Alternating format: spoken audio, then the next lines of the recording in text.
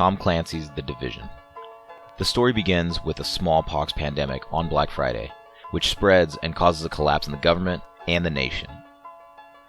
A self-supported force known as the Division was formed, and you as the player are fighting to find out what caused this outbreak.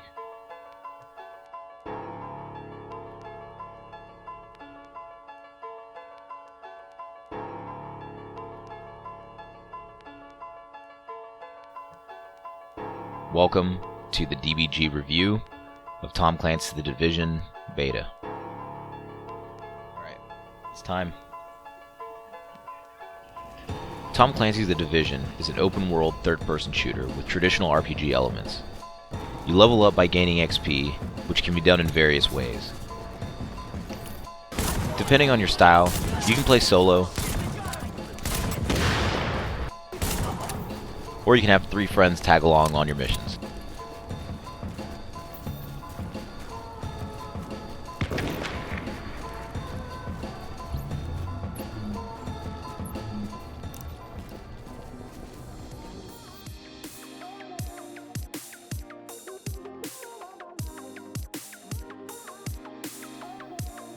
The combat in this game is superb. Each weapon feels unique. It has smooth transitioning when you're moving from cover to cover, and we found it quite easy to pick up the controls right away.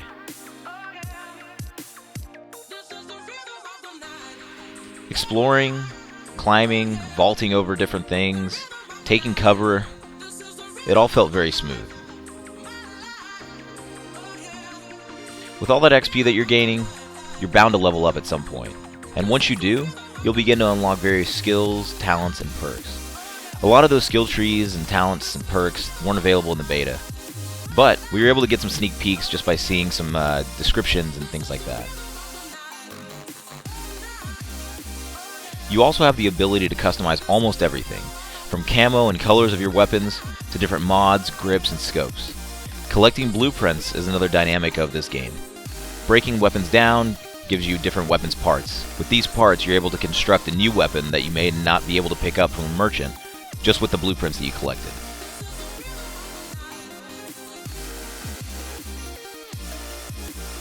Additionally, you can choose from a huge number of different attire, from pants to jackets and coats to scarves to hats, the list goes on. Change the way your character looks and dresses, make yourself stand out from the others in the crowd.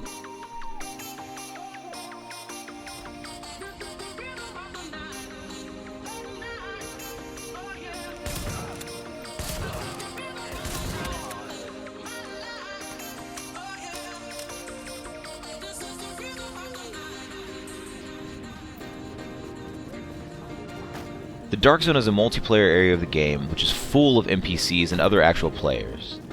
It can also be played cooperatively just like the regular areas of the game. In the Dark Zone, there's a separate level and currency which can be used at different merchants of that area. Both are gained by fighting different players and NPCs.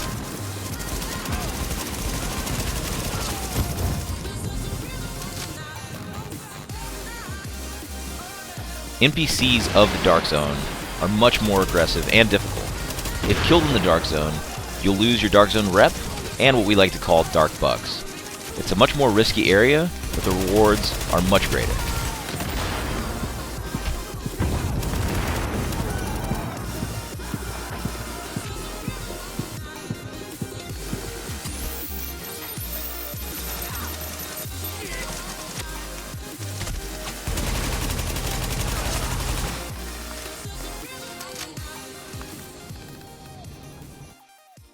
Warning, now entering Dark Zone.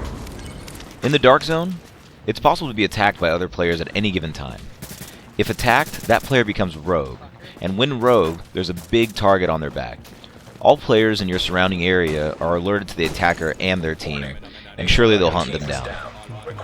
By taking out rogue agents, you have the opportunity to pick up the loot that they were carrying that they acquired in the Dark Zone, as well as a portion of their Dark Bucks.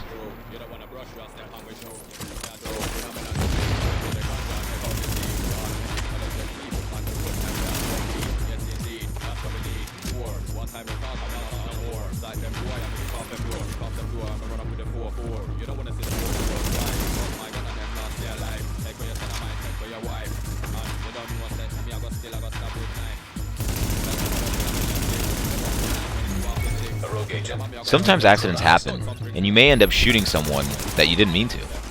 Depending on the other player's reaction, it could be okay. My team and I gave a lot of people chances, but situations don't always work out that way. We helped another team clear out a group of NPCs, and when I jumped up on the ledge, he shot at me a couple times thinking that I was one of the NPCs. He then stopped, gave me a wave, jumped up, and I waved at him back, and everything was okay. We went about our business. All loot found in the Dark Zone must be extracted in order to use. An extraction requires you and your team to defend a position, or an extraction zone, and await a helicopter pickup. Once extracted, the loot can be found in your stash outside of the Dark Zone. Ready to bring it on board. With all those dark bucks, you'll need to spend them somewhere. There are merchants at almost every checkpoint who sell weapons and gear. While you're in the Dark Zone though, be on the lookout for safe houses.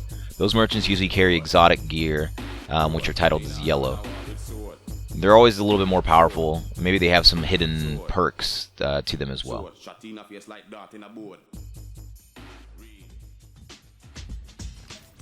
All in all, the Dark Zone was great. There are lots of places to explore, there's plenty of challenging enemies, and the dynamic where you're fighting NPCs alongside of other players who you don't know if you can trust or not is pretty cool.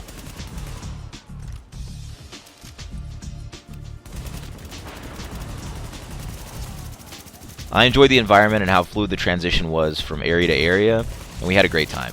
Basically, after we completed the campaign and the story in the beta, we only played in the Dark Zone, and that was a lot of fun.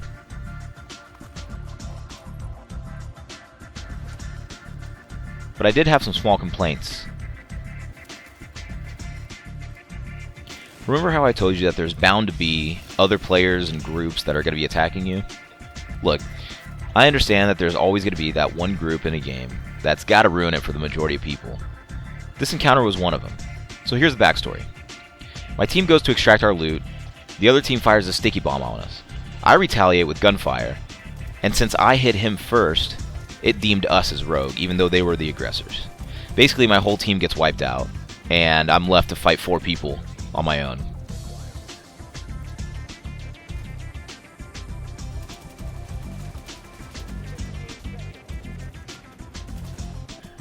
One of my guys got away, and he was able to lure the guys around the block and back to this little position where we were able to spring an attack on them. Again, they were the aggressors, but we go rogue.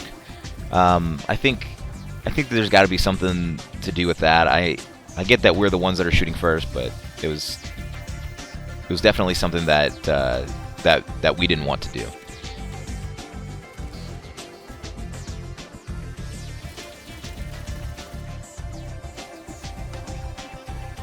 Shortly after that, since we were rogue, other teams were alerted to us in the area, and so we had it turned into a 3-on-8 situation where, you know, there was a bunch of people shooting at us, and there's no way we could have defended ourselves. So we were wiped out, and just kind of went on with our lives. We lost a lot of rep and a lot of money just because of, you know, whatever was going on there.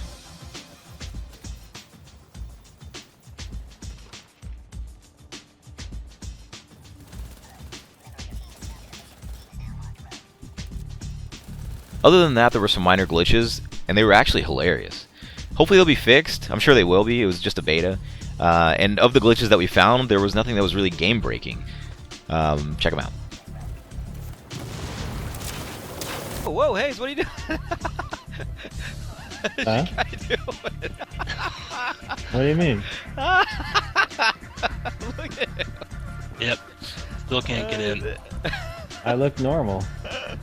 You guys What's like wrong with him? you guys, dude. You guys like okay. Record it. No. Okay. He's on one knee, right? Yeah, I'm seeing it too. He's floating around. He's on one knee, and then his left arm is like over his head. It's like you put your arm over your head. Come through the door. And you're skating around on one knee, like, and your gun's all held out and shit. It's ridiculous. Oh, she's clapping and reloading. Damn, that's badass. Holy shit. Let's see if I can. I'll do jumping jacks now. See what that does.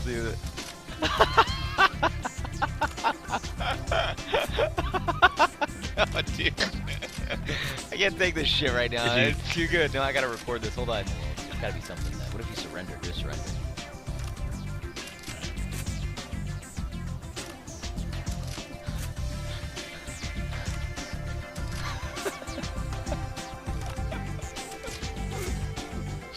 She's like... it's almost...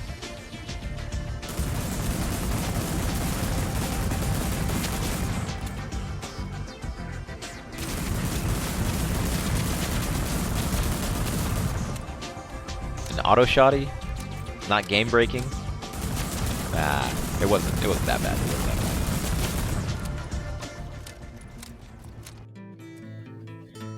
In closing, I've been waiting for this game for 3 years. I saw it 3 years ago at E3, and I was already hooked for it. So maybe I'm not the best judge character for this, but we had a blast, and all the guys that were playing with me had a blast too.